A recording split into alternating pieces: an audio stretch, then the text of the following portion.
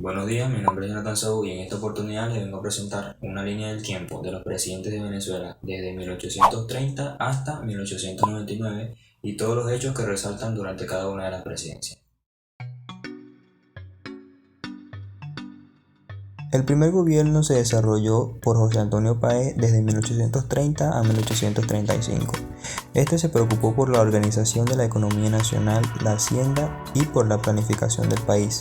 Las reformas económicas que implantó Páez fortalecieron a la oligarquía comercial y a los grandes propietarios cafeteros. El 20 de enero de 1835 se instalaron las cámaras legislativas y ese mismo día se efectuó la transición del poder público de manos del general José Antonio Páez a la vicepresidencia para ese entonces ocupada por Andrés Narvarte, quien ejerció las funciones de presidente de la República hasta el 9 de febrero de ese mismo año. José María Vargas fue ratificado por el Congreso el 6 de febrero y se encargó de la presidencia el 9 de febrero de 1835. Todo eso hasta el 8 de julio de ese mismo año, cuando las revoluciones de las reformas dirigidas por Santiago Mariño y Pedro Carujo le pusieron fin a su gobierno. El Consejo de Gobierno designó a José María Carreño como presidente luego del fracaso del general Santiago Mariño el 27 de julio de 1835. Vargas continuó como presidente de la República hasta abril de 1836, fecha en la que renunció irrevocablemente de dicho cargo, encargándose el vicepresidente Andrés Narvarte. Con 55 años de edad, Andrés Narvarte volvió a la presidencia luego de la renuncia irrevocable de Vargas. En su condición, duró desde el 24 de abril de 1836 9 meses con la presidencia hasta el 20 de enero de 1837. El 26 de enero de 1837, José María Carreño asumió la presidencia. Uno de los hechos destacados de ese año en su presidencia fueron el escrutinio de los votos del colegio electoral para elegir al vicepresidente. El 11 de marzo de 1837, Carlos Soublette sustituyó a José María Carreño en las funciones de presidente de la República. Tuvo un periodo de 2 años que duraría hasta el 1 de febrero de 1839. El segundo mandato de José Antonio Páez duró desde 1839 hasta 1843. Fue cuando decretó el reconocimiento de saldo de la deuda doméstica colombiana correspondiente a Venezuela como deuda venezolana y establece un programa de cancelación con intereses del 6% anual para los convenios iniciales. Carlos Soublette llegó a la presidencia nuevamente desde 1843 hasta 1847. Uno de los hechos que destacó su gobierno fue que se inauguró el primer camino Caracas-La Guaira. José Tadeo Monagas asumió la presidencia desde 1847 hasta 1851.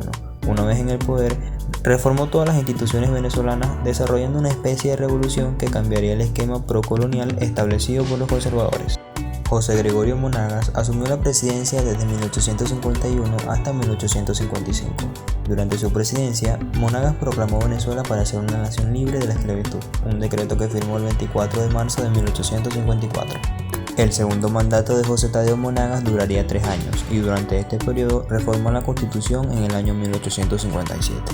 En 1858, Pedro Wohl asumió la presidencia provisionalmente luego de la deposición de José Tadeo Monagas.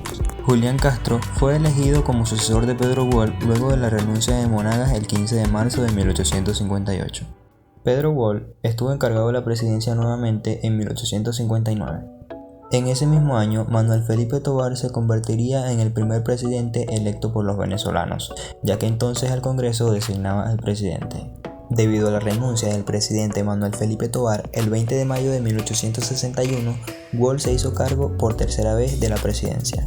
José Antonio Páez llegaría a la presidencia por tercera y última vez desde 1861 hasta 1863. Páez condujo la guerra contra los federalistas encabezados por Juan Crisóstomo Falcón. Falcón estuvo encargado de la presidencia durante 5 años. Este eliminó la pena de muerte, la prisión por deudas y estableció la libertad de la prensa. Fue muy característico su gobierno, ya que decretó paz en el país y los derechos sobre el ciudadano.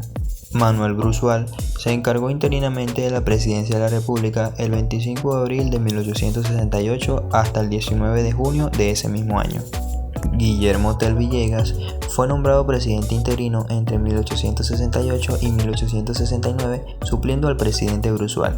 Entre 1869 y 1870 fue elegido como presidente provisional José Roberto Monagas. En 1870 Guillermo Tell Villegas asumió la presidencia nuevamente mientras Monaga combatía a los rebeldes de la Revolución de Abril. En 1870 hasta 1877, Antonio Guzmán Blanco asumiría el poder, un gobierno que se caracterizó por subir y por realzar la economía del país. Desde 1877 hasta 1878, Francisco Linares Alcántara gobernó en el país y se convirtió en el primer presidente en morir en el cargo. En 1878, tras la muerte de Linares Alcántara, José Gregorio Valera fue presidente provisional. Antonio Guzmán Blanco llegó por segunda vez a la presidencia y su gobierno se caracterizó siempre por los numerosos avances en la economía. Desde 1884 hasta 1886, Joaquín Crespo asumió la presidencia provisionalmente. El tercer y último gobierno de Antonio Guzmán Blanco se caracterizó principalmente por tener jóvenes intelectuales de una nueva generación que querían hacer la oposición a su gobierno. No fue igual a los anteriores porque también tenía problemas de salud. Hermógenes López fue presidente de la República desde 1887 hasta 1888, cuando Antonio Guzmán Blanco se fue a París. Luego, Juan Pablo Rojas asumió la presidencia por 2 años. En su gobierno se produjeron manifestaciones antiguzmancistas y se quería ver la ruptura del gobierno con Guzmán Blanco, ya que pretendía gobernar desde París. Raimundo Andueza se encargó de la presidencia desde 1890 hasta 1892 y su periodo es recordado por las garantías en la libertad de la prensa, así como las obras públicas. En 1892, Guillermo Tell Villegas asumió la presidencia durante los días de la Revolución Legalista. Joaquín Crespo se convirtió en el más poderoso caudillo de Venezuela tras el retiro político y posteriormente la muerte de Guzmán Blanco. Ejerció la presidencia durante un periodo de 6 años que transcurrió desde 1892 hasta 1898.